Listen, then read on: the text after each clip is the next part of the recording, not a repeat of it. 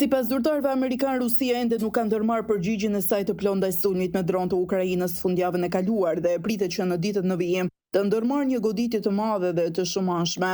Një nga zyrtarët është shpreh se Moska pritet të reagojë me një sulm asimetrik që nuk do të pasqyrojë mënyrën e sulmit të Ukrainës.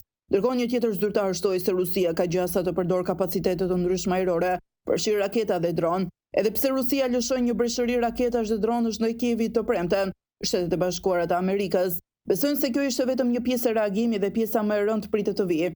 Diplomat perëndimor spekulojnë se objektiva të mundshëm janë ndërtesa qeveritare apo seli të shërbimeve sekrete të Ukrainës. Eksperti i çështjeve ruse, Mikhail Kofman, thotë se Moska mund të hakmerret duke goditur selinë e shërbimit të sigurisë të Ukrainës apo qendra prodhimit të mbrojtjes. Sipas tij, megjithatë Rusia ka kufizime për të rritur më tej intensitetin e sulmeve, pasi ka konsumuar shumë nga kapacitetet e saj ushtarake gjatë muajve të fundit. Nga ana tjetër, sulmi i Ukrainës, i quajtur rrjeta e Merimangës, përfshiu 117 dronë të lëshuar nga brenda territorit rus dhe goditi rreth 20 aviona luftarak sipas vlerësimeve amerikane, për të cilëve rreth 10 janë shkatërruar plotësisht.